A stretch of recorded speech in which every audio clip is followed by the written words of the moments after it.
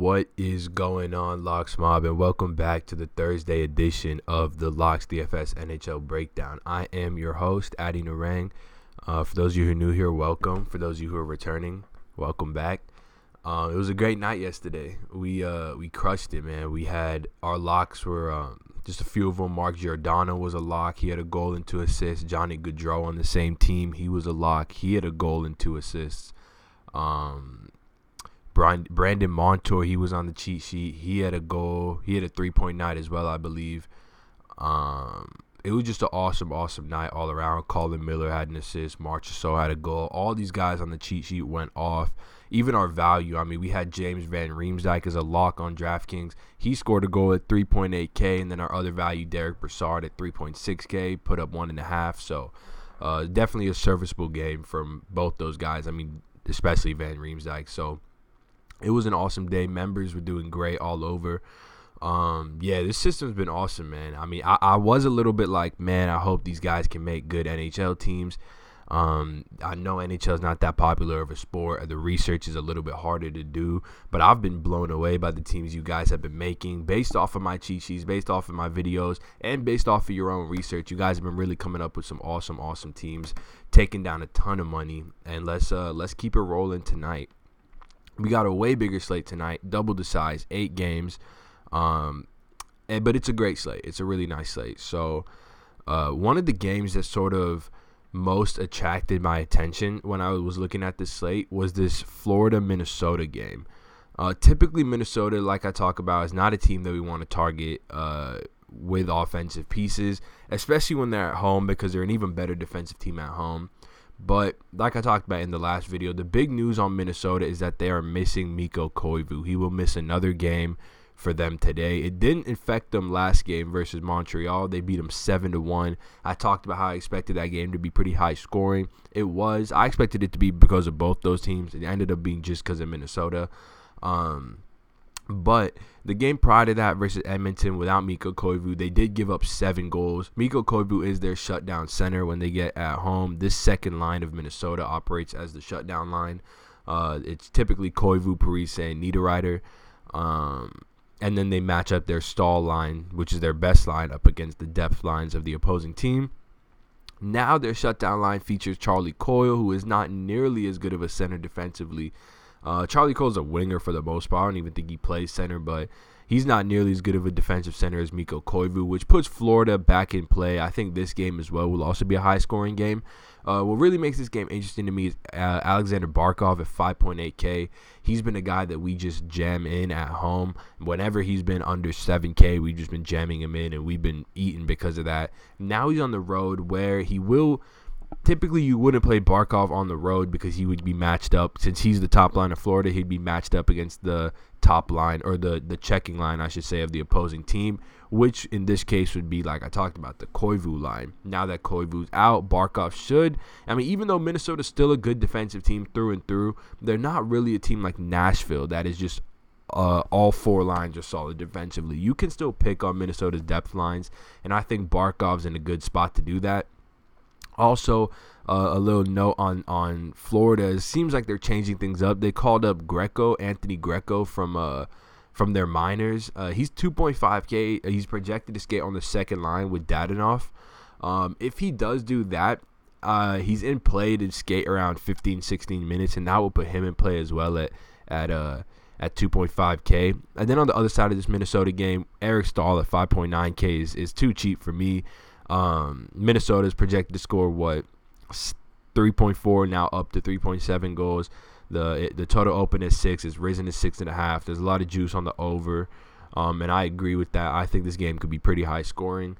Eric Staal, he only skated 15 minutes last game, but that's primarily because of the blowout. I mean, they were up 7-1, so there's no real need to run him out there after they went up a couple goals. So that's whole Staal, Zucker, Granlund line saw decreased minutes, but I'm right back on him in what should be a more competitive game versus a Florida team. That's pretty good. Another interesting game on the slate is Tampa Bay, Toronto. I mean, this game opened up with the 7 over-under. It's been bet down to 6.5, but 6.5 is still an extremely high over-under. Obviously, a little bit more love on Tampa since they are the home team. The thing with Tampa is that their prices have come up all across the board. If you can afford Tampa, I like the Kucherov line a lot here at 7.6K. For Kucherov, 5.5K for Tyler Johnson, and then Braden Point at 6.8, which is pretty expensive, but still a fair price. I'm not going to pay 7.3 for Stamkos after he got the crazy price hike after these past 2 games. He's still an awesome play. I'm just not going to play I'm just not going to pay 7.3 for him, despite it being a good matchup. Another game we got on this slate, or one thing I should mention more on Tampa Bay is, as always, we do like to target our defensemen versus Toronto. So that puts Victor Hedman in play at 5.6K. Just a great offensive defenseman, shoots the puck a ton. And he's fairly priced. Another game, we have a rematch of this Vancouver-Nashville game that we had 2 videos ago, I believe, or 2 slates ago, or I believe, and we jammed in Roman Josi there. He's gotten a price hike of only $200, so I still think he's very much in play versus Vancouver. Vancouver, as we know, one of the bottom 10 teams in the league defensively as far as expected goals against go. They did get back Alexander Edler a couple weeks ago, which did help their overall numbers as he leads them in block shots and is their number 1 defenseman. But I still like Nashville a lot in this matchup. They're still banged up offensively with Forsberg and Arvidsson out. I think Roman Josi and this defense, which is super talented, may be asked to pick up more of the load offensively. Which we could definitely see. The only thing that puts Roman Josi out of play for me is the fact that Brent Burns is sitting here at 6.3K. Burns wasn't on the last slate that we had with Nashville on it, so Roman Josi was kind of like our Burns for that slate. Now Burns is here, and he's not even the highest priced defenseman, so he's almost, I'll go ahead and say he's Gemmerman territory here at 6.3K. I mean, it's far too cheap for him. It's far too cheap for Erik Karlsson. I know I've talked about this before on this video, but I'll go ahead and talk about it again just so I can give you guys context on why these guys are such Jammerman plays while their price remains low. As if we just go to San Jose on Corsica, hopefully this loads. If not, I'm gonna have to refresh it.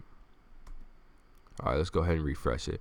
So basically what I'm going to show you guys is just why until Erik Karlsson and Brent Burns hit like 7K, you're just going to keep playing them, and Corsica is down. So that's why I can't show it to you guys. But essentially, Brent Burns and Erik Karlsson each have an iCourse 4 of around 19, which is 3rd and 4th on their team, yet they both have individual shot percentages below what their career shooting percentages are. So you would expect that to regress positively, and they continue to shoot the puck. It's such an absurd rate for anyone in the league, let alone defensemen, that once those shots start to fall, or once they start to result in more assists, etc., because that's how you generate points in hockey.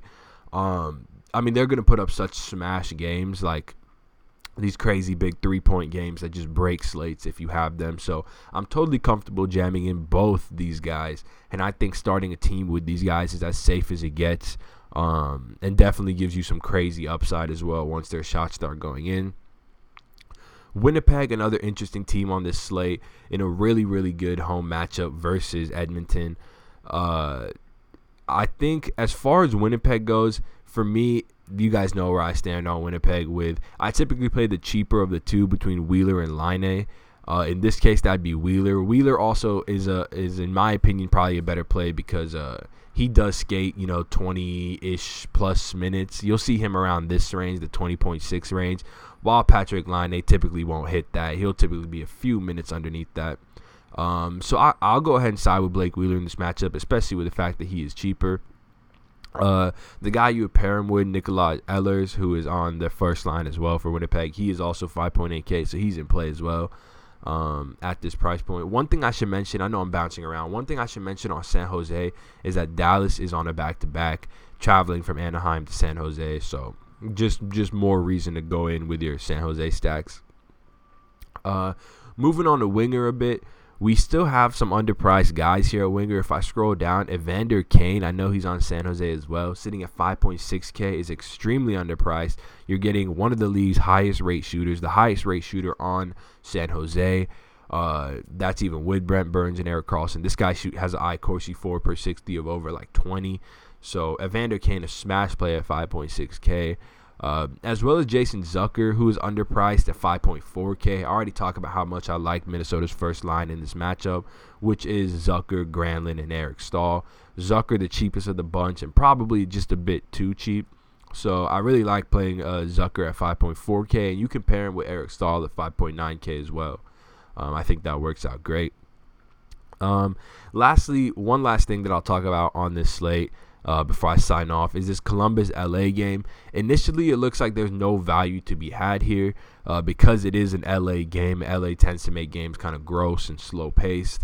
They try and hold possession of the puck, which they can't really do because they're not that talented, but they try to, and that typically takes away a lot of the fantasy value of a game. But in this matchup, I do like Boone Jenner, as I always do, at 4.8K. Still skating on that second line. Still one of the highest shots plus block shots floors you can get in DFS, especially at this price. So I think just jamming him in every time he's below 5K, regardless of matchup. I mean, if you've done that up until now, you've done pretty well. So just keep taking advantage of him being underpriced. And then on the other side of this game, I just wanted to talk about LA. Their defenseman situation real quick. Alec Martinez remains out on this road trip. Drew Doughty came down with an injury in their last game. He only skated 8 minutes. And because of that, you saw Jake Muzzin skate 30 minutes and put up 6 points, which is absurd for the record. Anytime you see a defenseman skate 30 minutes, especially at these cheap prices, you want to just jam them in. And then Derek Forbort as well at 3.3K. He skated 26 minutes, had an assist, 5 block shots. Kind of what you're going for in this. The points is all like, whether he gets a goal or an assist, that's just gravy. I mean, what you're going for is a shot, block, shot floor, and the minute upside that he's getting. So if Drew Doughty remains out for this game, I know he's still day-to-day, still questionable for this game. But if he remains out, then I like both those guys as cheap defenseman options on this slate. Yeah, with that being said, though, thank you guys for checking out this video. Thank you guys for finding your way back. As always, we are running a giveaway that we do every week. Go ahead and like, comment, and subscribe on this video to be entered into the giveaway. And yeah, it's essentially just for one free NHL, NBA, or NFL season pass. Totally up to you guys. So, yeah, appreciate you guys checking out this video and hope you make some money today. Peace.